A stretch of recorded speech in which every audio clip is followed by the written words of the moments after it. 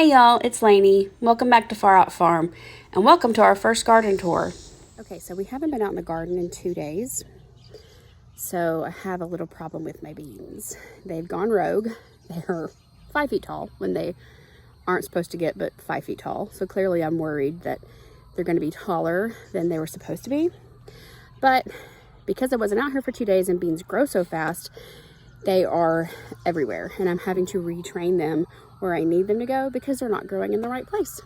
So anyways, I was just gonna let y'all have a little sneak peek.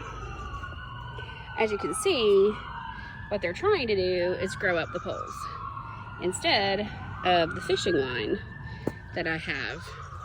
It's like they only want the poles, they don't want the less support, but it's 85-pound of braided fishing line, so it's more than adequate, but I guess they didn't know that. So now here I am. I'm unraveling them from the stems, the bamboo, and I'm teaching them where I want them to go so that it's easier to harvest and so that they don't choke each other out and everybody gets a good amount of light. That would be the neighbor's German Shepherd. Anyway, so as you can see, I've still got 2 more poles to do and 2 more to train. But look, they're already so tall. It's kind of crazy. The limos are doing really good. I've got to start training them as well now that we lost we planted 120 and we lost almost all of them, but about 10 to a chipmunk or a squirrel or something. We're not really sure what we lost it to. But when we went to dig up the soil to see why they weren't sprouting, there was nothing to dig up. So we had to replant. So that's why you see the seedlings. But the originals are doing pretty good. I've just got to go ahead and put in some additional support for them. The bush beans, the first one we planted, are doing pretty good. These new babies, I don't know what's going on with them. I got to figure that out. And then this is going to be purple potted beans. This is our first planting of purple potted beans. They're coming up great. And this one we planted 5 days later, mainly because we're trying to have a little bit of a gap so that we're not processing a ton at one time. These are our cucumbers. And this one's finally gotten the hang of things and it's growing pretty well.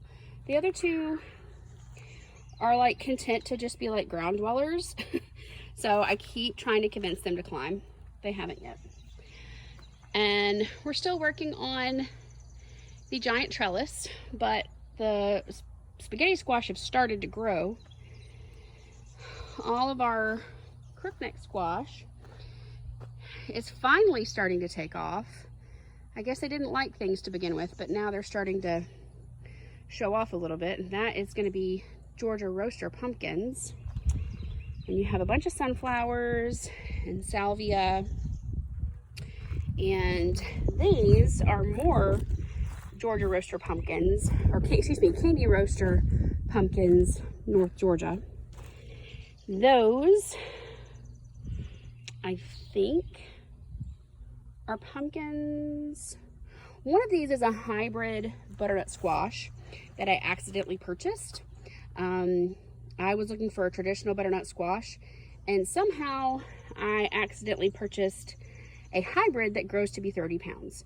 So who knows, maybe I will be entering some sort of crazy squash contest. And you see, this is the rock wall I built to help with the washing we were having. We did build the garden on a slope down to the pond. So we've got this rock wall, that one, and that one. That one seems to be doing the best. I think it's because it's 2 layers. All the rocks came from the property, so I'm hoping to find some more in the digging. And then this is where the washing was happening, and for the most part we've been able to stop it, and hopefully once we get the rest of the mulch in, it will get it under control. The okra is doing really well. We're actually about to plant like 12 more plants so that we'll have a secondary harvest of okra.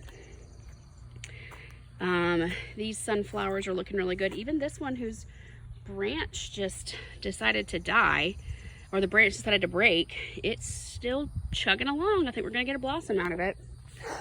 These are zinnia.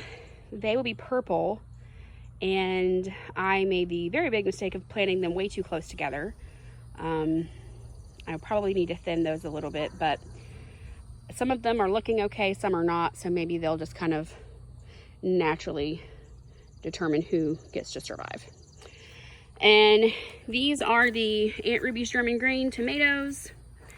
They are looking really good, but we found our first hornworm on one of our Cherokee purples. As you can see, it looked like this yesterday. Today it looked like this. So fortunately, there's still a few leaves. Maybe it will continue to grow from, where am I at? Fortunately, there's still like this leaf here and this little stem here. So I'm hoping the plant will let those become its new stalk. We can hope. It was one of my healthier plants. It had survived the hustle and bustle better than some of the others. And you see we've got some babies.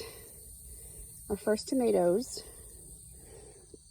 And we are behind most gardens here in Georgia because we just started building out the property, and it didn't have anything. It had a barn, which you see there, and it had the house, but it didn't have any sort of garden space.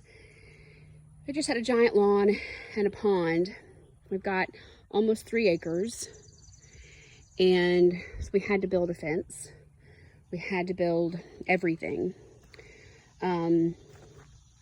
So everything's a little bit behind, but here in Georgia, we have a really long growing season. We're actually right on the line of 7B and 8A. So we can grow all year, truthfully. I mean, probably not December, January, and parts of February, but even then you're starting your seeds. So we're able to keep a pretty active garden here, and I really hope to have my first fall garden this year. Some peppers, and you can see, oh, here you go, one of our tiny, tiny little frogs. I don't know that you can even see him. He's so little. There he is. We have so many. He's actually big compared to some of the other tiny guys. We've had some about the size of a fingernail, like a pinky nail. And this little guy is about the size of a little bit bigger than your thumbnail. But these are our pepper plants. We'll be adding more. They're just all Cali Wonders. These are our pepper plants. They're all Cali Wonders. We hope to grow some peppers with heat later, but we just haven't had the luck with starting so late this year. I actually forgot to show y'all these. These are all of our potato plants. They've actually been in the quote-unquote ground the longest. We're growing them all in grow bags. You can see where these have already flowered. The flowers are dying. And these down here are just now flowering. I think it's funny how pretty potato flowers are. Such a lovely little color. Look at those right there. Look how pretty those are. Potatoes are so easy to grow, I think. And they typically are pretty prolific, but ooh, something has been eating my potato plant. I need to get out there and investigate. I haven't really been babying them too much because I don't really feel like potatoes need babying. But something has been having a field day, and I need to go out and check it out. I encourage everyone to grow potatoes. They're incredibly easy to grow. I like growing them in these container bags. They are hardy and they are deer resistant, so we grow them outside of the fence. I hope you enjoyed the video, and make sure you like and subscribe. Have a great night.